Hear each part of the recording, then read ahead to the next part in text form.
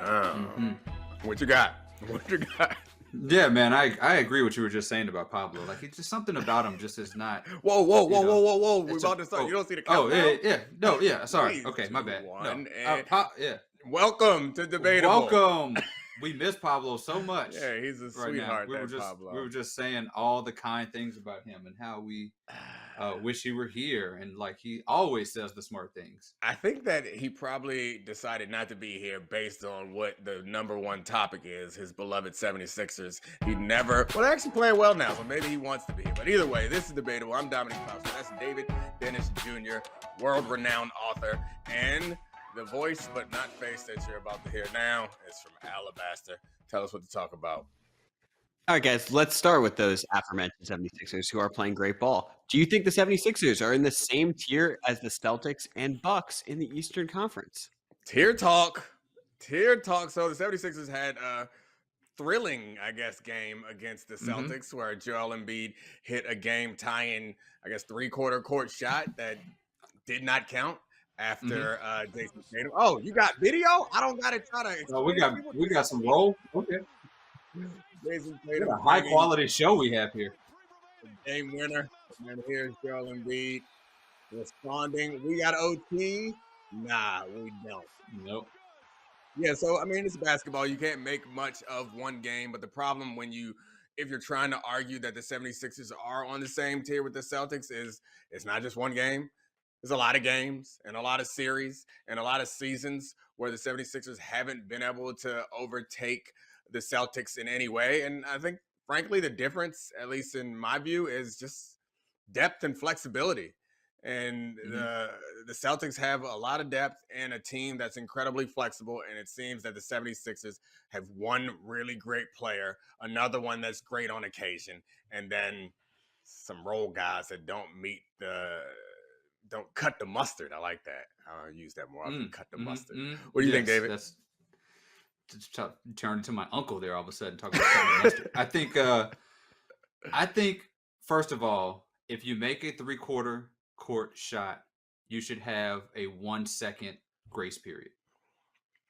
I think they should just give you an extra second. I'm not if you make that shot, count it. Just like if they shouldn't call charges on dunks.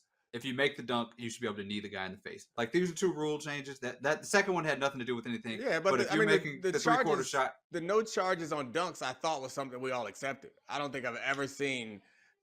I feel like most of the time we give them leeway. If you bang on somebody, maybe there's been a couple times where they call it charge, but that's in the rule book. We need to petition Adam Silver for this other rule change because I'm fine with it. Because guys are hesitant to shoot the shot because they don't want to impact their shooting percentage, but if it doesn't count against the old, then we're good. The old Ray Allen, who classically loved to hold the ball split second too late so it wouldn't affect his 3-point percentage.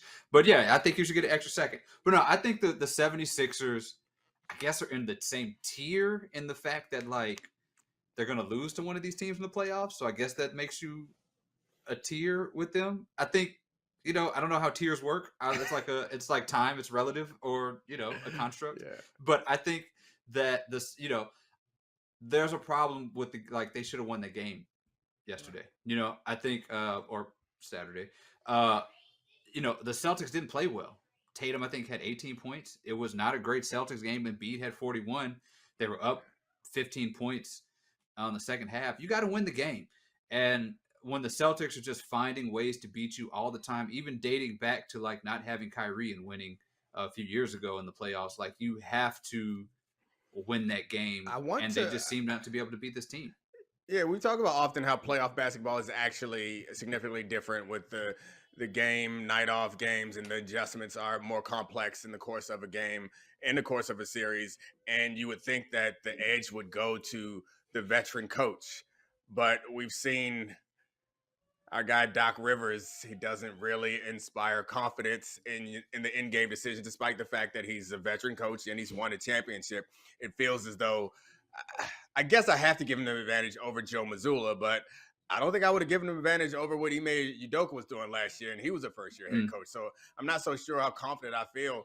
If they have the better players, they have probably the single most special player the 76ers have, but the roster top to bottom of the Celtics is better. And if you don't get a coaching advantage, I'm not sure where we see them beating. And I guess we left the Bucks out of this conversation. And this, like, the analysis of the Bucks is Giannis, the end, period. What's up, Alabaster? One, we definitely don't need to say that Doc Rivers is a coaching advantage over Joe Mazzulla. Certainly not. Yeah, I'm not. We're not. Yeah, we're not. We're not. That's not a given. The second part is, I actually do think it's interesting because the Sixers have now been hot since mid-December. It's been a while where they've been playing at sort of a similar caliber where you're like, whoa, this team could make the finals. And the Bucks part is interesting because Giannis is hurt again. He's got a wrist ligament injury. It's not torn. It's not out for a long time, but he's not going to be immediately available.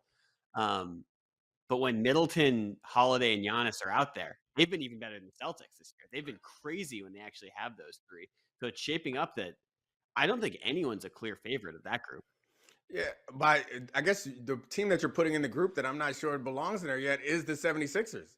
Because we've seen those other two teams like do it in the playoffs to some degree. The only way that they're going to be able to win these series is if Embiid and Harden are like two of the top three players, two of the three best players in the series.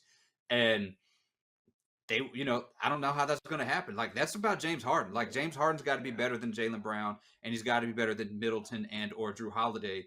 And there's got to be an ascension of Harden. And when we're talking playoffs, we're talking matchups, and we're talking like when people key in on mismatches. And the Harden Maxey defensively is a disaster out there. And so, that's going to be even worse. But if James Harden is not like, it's all nice and good to talk about how he's playing now and distributing the ball and, pop up, threes and all that stuff. But you got to be the second best player, a second or third best player in the series to beat these two teams. And I don't see that from James Harden. All right, Alabaster, are we missing anything on this? Or can we move on to more? No, we can move on. I'm glad you guys gave enough big old poo-pooing. No, but that was look. That topic was set up for you guys to doubt the 76ers, so I'm proud of you. I didn't even have to interject that much. Okay, but I will say this. The previous game, that Grizzlies game was like they looked like a championship type team. Like they were down, the Grizzlies fell apart. They had like down the stretch, they executed, and they looked like that was probably one of the best wins they had this season. So if you talked to me after the Memphis game, I probably would have been more high on them. But, the Celtics game sort of reminded us where they're lacking in the East. Speaking of high, Alabaster. Yeah, let's talk about Kings Clippers, which on Friday night. No, it's high scoring. Never mind. I'm sorry. No, I was going to get there. It was a high scoring contest. It wasn't about drugs. I felt like that David thought I was saying that. Alabaster. I was just saying, Alabaster was talking about how much he wanted some Skittles before the rotation. I don't know what was going on with that. I have to mute my mic. There's so many snacks here. But the Kings beat the Clippers 176-175. A lot of the narrative online was like, whoa, what a crazy game. I was watching it. It wasn't that great of a game. And scoring is at its highest since 1970. You think, in a macro sense, more offense is more entertaining when it comes to basketball? Yeah, I would say that anytime you have those like absolutes, you're going to be wrong because you just made the point that just because there was a bunch of points scored in that game doesn't mean it was a good game. It's an all-star game score, or at least an old all-star game score. And those can be entertaining, even though this year wasn't. But it just comes down to, like, I would be happy to watch 85-92 game if it felt competitive and was fun. It's about the product on the floor and just trying to, well, I guess they aren't fixing the rules in order to boost scoring, but I do think that there's something to be said for the value of scarcity. And if anyone needs to learn that rule, it is the 82 game NBA season, whether it's about points scored or games played. There is something to be said for working for something and it being more valuable and appreciating it more. The more you see it, the less valuable it gets. Yeah, that was one thing that the All-Star game did remind us when Tatum and Brown were having their little 90-second duel or whatever, that every like one-on-one stop in the NBA is a minor miracle. Like there's really no way to stop another player one-on-one when they want to score. And that's just the level of skill. But also I think, to your point, an 82 game season, yeah, it's hard to play defense night in and night out. It's hard to get your rotations together. I mean, the Clippers are no slouch defensively. Kawhi Leonard's on that team. Paul George is on that team. Like, theoretically, they should have been a better team than this, but they're playing the high-scoring Kings. They don't feel like doing all that. They're just scoring points, and that's just what's going to happen on a night-in basis. I think when the playoffs come, we're going to see some of those point totals go down. We're going to see better defense, and we're going to see exactly, what a competitive basketball looks like. But we're just not going to get that right now. I mean, I think this is February.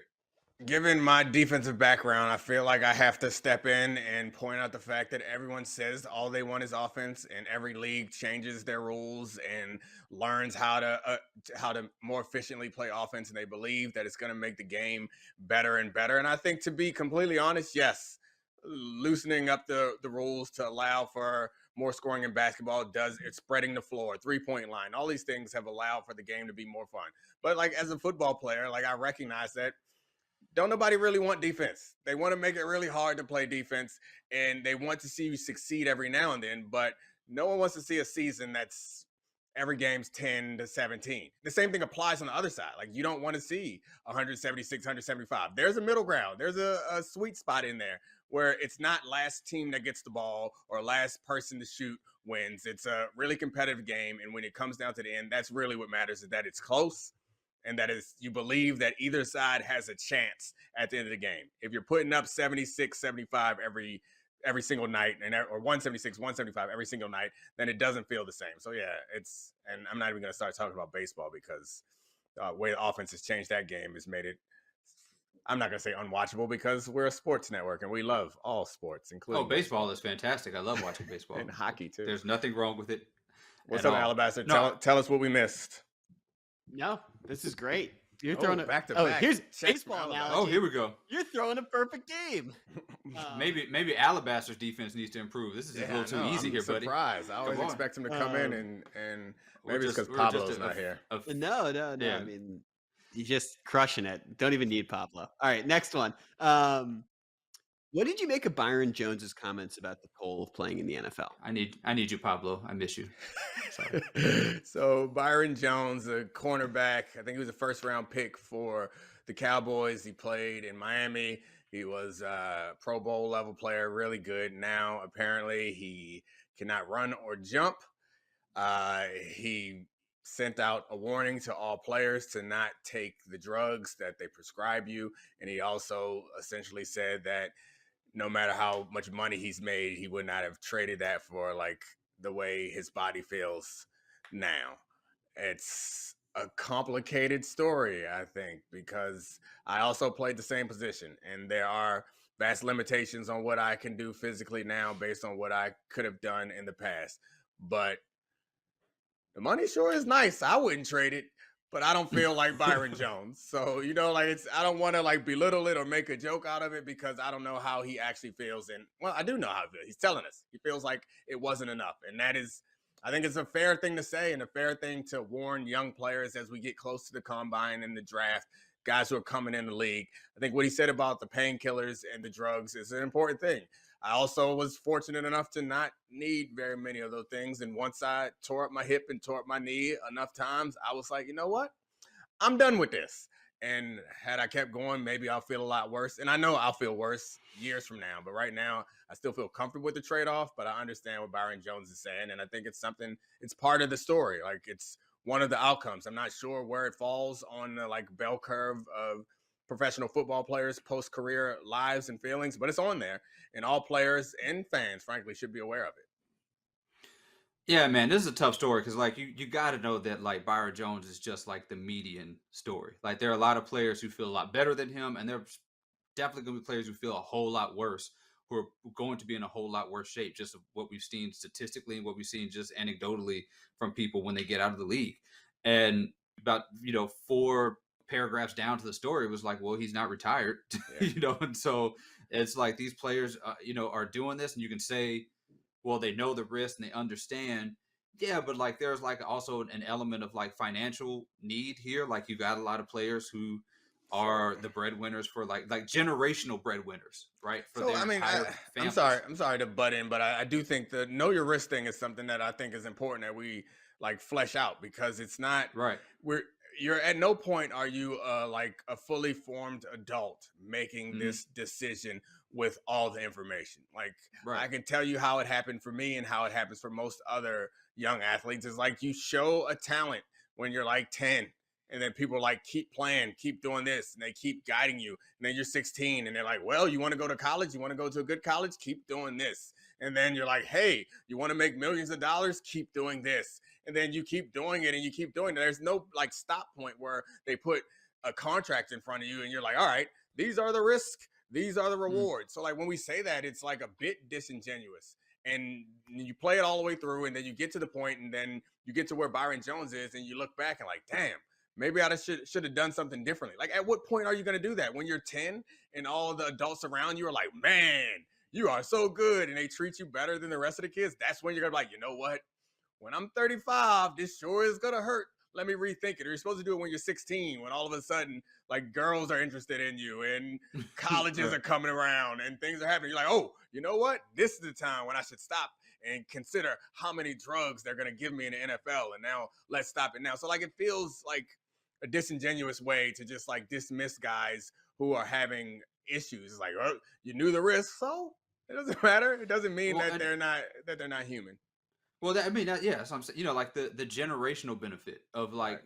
Chances are, you know, if you're an NFL player, 9 times out of 10, you're going to make more money than anybody else in your family will ever see for forever, you know? And so there's that part of it too. Like you're 10 and you are living how you're living. You may be under the poverty line. You may be struggling. You may be in whatever situation. And like, there is a clear path that in 10 years, in just a matter of 10 years, you will make enough money to change everybody in your family. So like, yes, fill me up with all of the things that I need to do to make this happen. I have a mom to take care of. I got siblings to take care of. I will have kids to take care of and all that stuff. And like, to your point, when are you going to stop? And like, it's hard to bemoan these players for not being forward thinking. Like you said, at the age of 18, when their brains are fully functioned, when we live on a planet that is boiling as we speak and nobody is like thinking like what's going to happen in 20 years. We're just careening down a world of like, you know, it's going to be 200 degrees in Chicago like in the summer of like 2035 or something crazy, and like everything's going to be terrible and nobody's doing anything to stop it. But we want these football players to have the forward thinking of like 50 years from now that they won't be able to walk or whatever, you know, in spite of the fact that the money they're going to make is going to be enough to like change the trajectory of the entire family. So I agree. Like I think we kind of put this on the players a little bit too much, and it's a systemic thing that needs to change. But I don't know what that's going to look like. I have no clue what that looks like. Oh my God, you guys are crushing it. Let's keep going. So there was a big article about Russell Wilson in The Athletic, and I feel like we knew a lot about his purported character, but we got a lot of specific details about how he wanted to handle his business in Seattle and then in Denver. And my question for you all is, do you pin more blame on Russell Wilson for his high maintenance behavior or the Broncos for enabling it? I mean, I don't know that you have to pin blame on anybody. They lost and he played poorly. That was the only problem. Like, we would have been reading a story about how Russell Wilson integrated his team into this organization and turned them into a championship contender, and how this is the model that everyone else should follow if they had succeeded. The only question I think that matters is, did they fail because of this? Like, I don't think it's just the way we frame this story. If the reason why they did not succeed is because the quarterback coach that he brought in was a bad coach, or the office that he decided that he wanted had like asbestos in it and it cost him his throwing ability, then that's a problem. I think this is one of those things where hindsight, we're looking for something to blame, or looking for a reason to pin the blame on somebody. And I don't think, maybe it's not good for him, but I don't think that's the reason why they were bad. If they were good this year, Nathaniel Hackett still would have the job. And I also don't think that the issues with Nathaniel Hackett in-game management was because Russell Wilson had too many of his staff in the building. Like, this to me feels like we're reaching, honestly.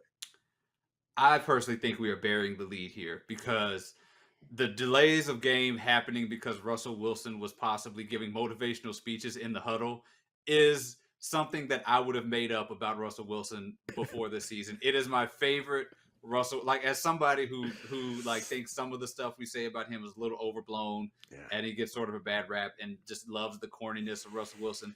This is my favorite story of all time about Russell Wilson, that he possibly got the plays called, sent to him with 20 to 25 seconds left on the play clock, and he got in the huddle and he was like calling a play, and then he'd be like, guys, hang in, let's get her done, we can do this together, I believe in you, break, and then they would not have time to run the play. This is an incredible story, and I love it with all of my heart. I don't care about anything else that happened. I mean, I care a little bit because like Nathaniel Hackett is a Nepo baby, all Nepo babies, but I just love that Russell Wilson was doing this, and everything about him makes my heart smile. I have to appreciate how you like gracefully undercutted my argument by pointing out that Russell Wilson did also hurt this team because of his antics, and I can't find a way to defend against that, because if there's a clock, there's no time for you to be giving pep talks, particularly when your pep talks are not all that effective, and it's like people don't want to hear it. The thing about Russell that is so hard is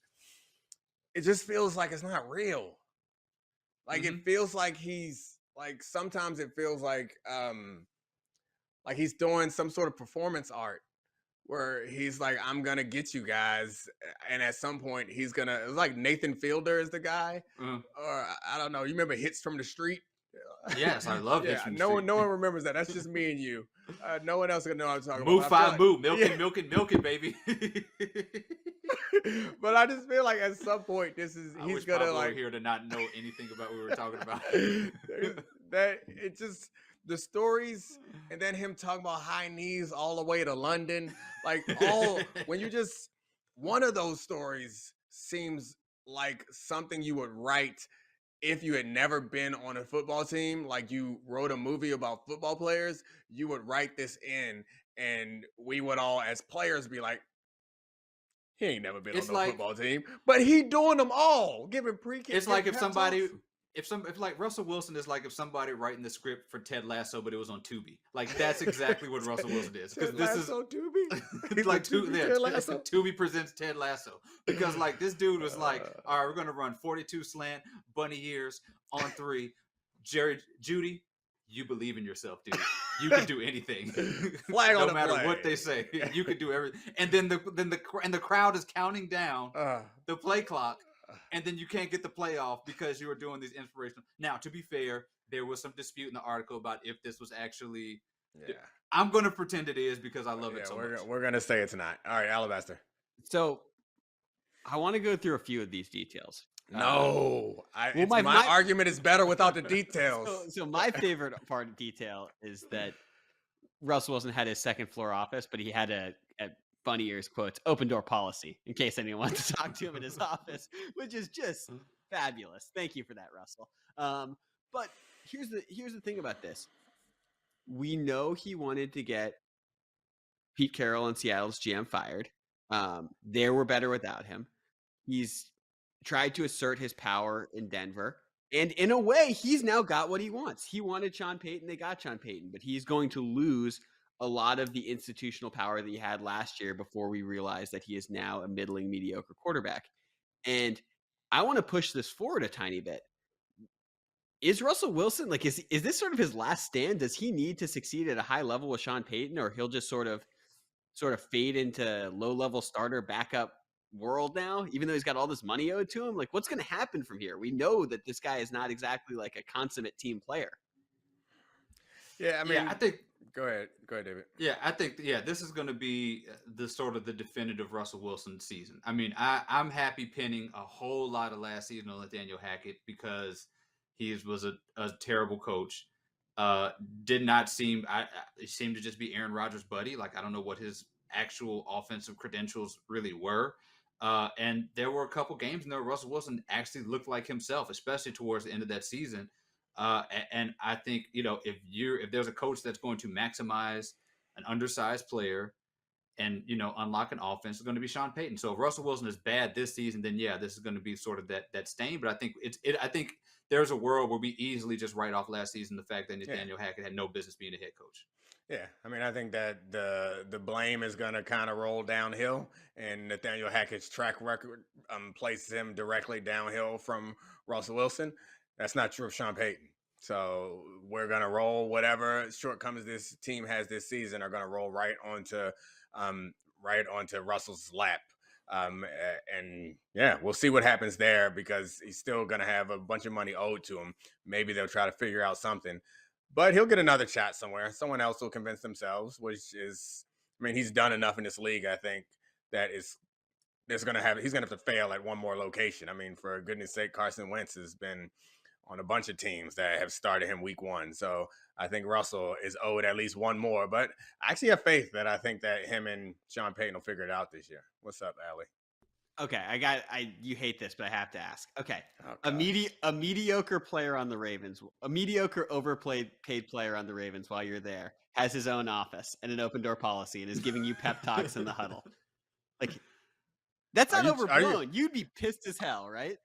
Are you trying to argue that I did not deserve my own office at the Ravens? Like, I personally was a mediocre, overpaid player, and I would have loved to have my own office. No, actually, I don't really want my own office. It's not really a thing that benefits you. I don't really get the point. Like, why do you want your own office? You want to be in a locker room. It's fun in there. You can play cornhole. You can have some laughs. It's a good time. But this is the definitive sort of Russell Wilson experience because like half the players didn't mind. Like when you, like, I get your point, Alabaster. Your point is about like the team chemistry and how players will react to it. And I think, yeah, it's a tough thing to deal with if everyone's coming off the field, going to the locker room, and he's going upstairs to his office. It's a weird dynamic that we haven't dealt with. But I think honestly, what it all comes down to is what it always comes down to is, are you balling? Because like we've put up with guys who've done much worse things than have an office if they balling. And like we'll make fun of you. That's the thing that we would always do is like we make fun of everybody about everything. So like we would roast him for having his own office, but if he was cooking, it would be no problem. And like I mentioned, like I've been on plenty of teams with guys who've done much worse things than have their quarterback coach show up.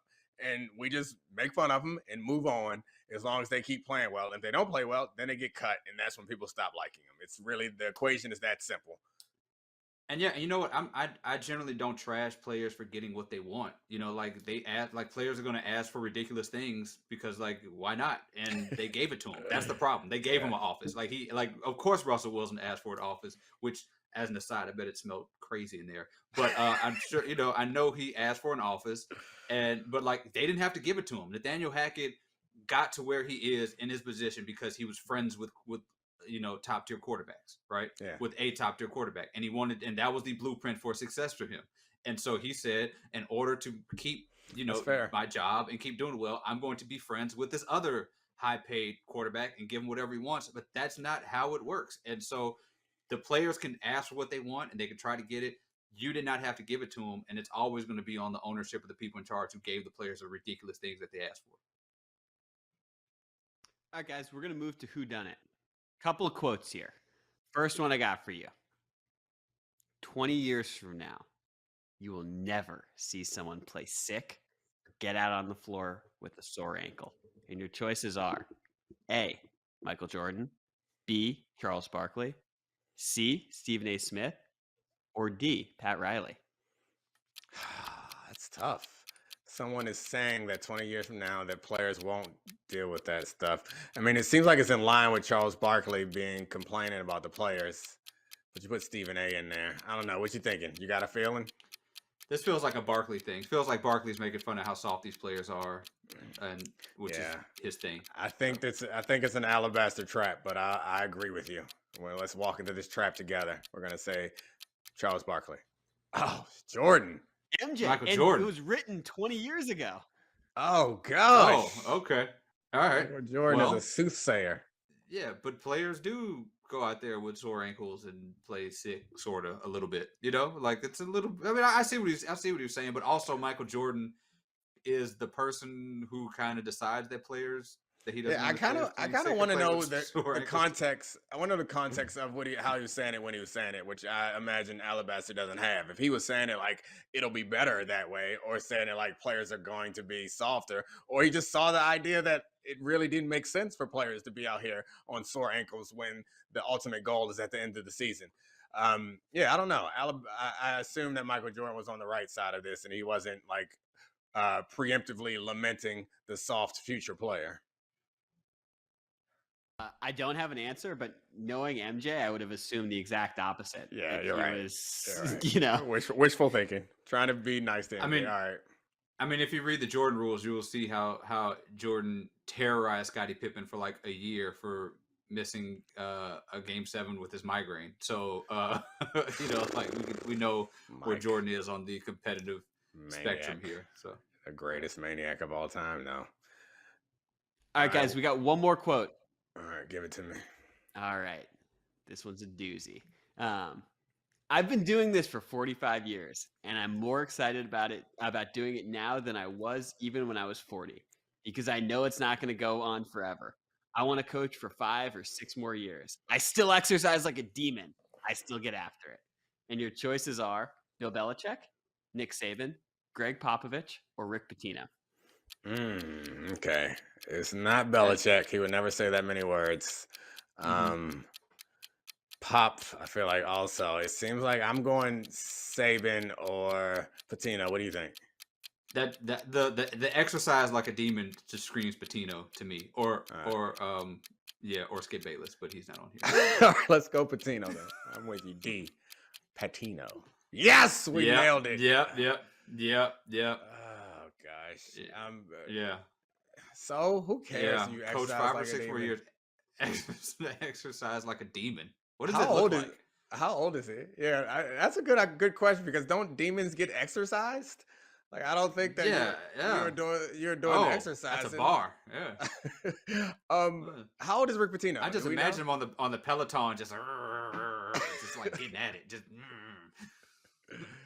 Alabaster. So Rick Pitino's 70, and the reason why this quote is fascinating to me is we've seen an exodus of good coaches in college basketball, whether it be Roy Williams, Jay Wright, Mike Krzyzewski, on and on down the list.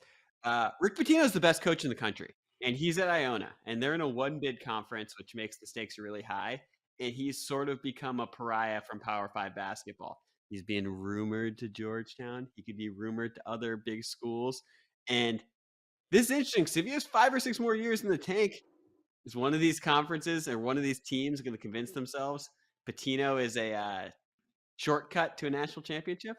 Has he been exiled long enough, I guess, is the question. Will there be any backlash if he lands at a Power 5 school? My guess is no, so I don't know what they're waiting on. I assume people have already called him. And poor Patrick Ewing in Georgetown. I think the fans here would take just about anybody. Move on from that situation.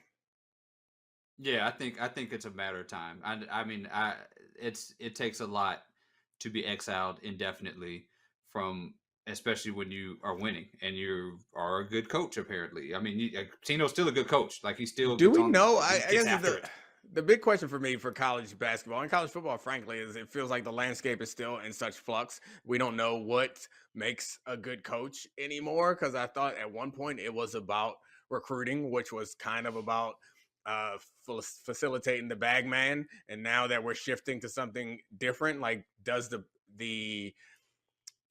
where's the value for a coach? Is it in X's and O's now, in which case maybe Rick Pitino brings some value, or is it in his now above the table bag manning? Like, I guess I don't know how valuable Rick Pitino is. Just because he's winning at Iona, I'm not sure that would translate to a Power 5 school. Well, he's in the gym, so. Oh, my bad. Excuse me. He's exercising like a demon. Never mind. Demons exercise like a demon.